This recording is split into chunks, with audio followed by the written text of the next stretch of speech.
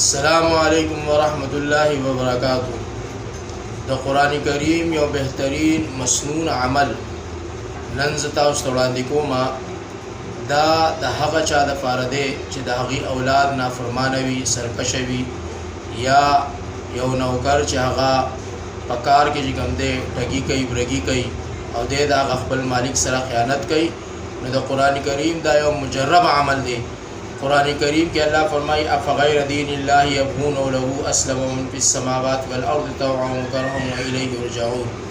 وای دا دی یو څو پیرې چې کوم دی د هغه خپل نافرمان اولاد، نافرمان او سرکش نوکر ماشوم په غوږ کې چې کوم دی یو څو پیرې وویلی شي او چوپ دې کړی شي.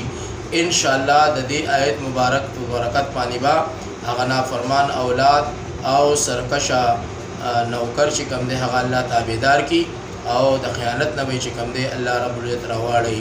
دا وظیفہ او حکم چې کوم دی ستاسو دپاره دی، تاسو چې کوم دی د دې نه فایده واخلئ او د ثواب په نیت باندې چې کوم دی د نورو خلکو سره شیر کړئ چې انشاءالله هغوی ته هم پوره د دې آیت مبارکه فایده میلاو شي. زه دا آیت بیا واما، تاسو په غور باندې دا آیت واورئ. افغیر دین الله یبغون وله اسلم من فی السماوات والارض طوعا وکرها والیه یرجعون. تعداد د دې ذکر نه دی، هر څو پیرې چې موږ یې 2 پیرې، 3 پیرې، 8 پیرې، 10 پیرې په دواړو غوږونو کې به ولې چوپ کړئ. انشاءالله د دې په برکت باندې به تابعدار شي او نافرمانی به یې چې کوم دی ختم شي. الله دې عمل توفیق راکړي. السلام علیکم ورحمۃ اللہ وبرکاتہ.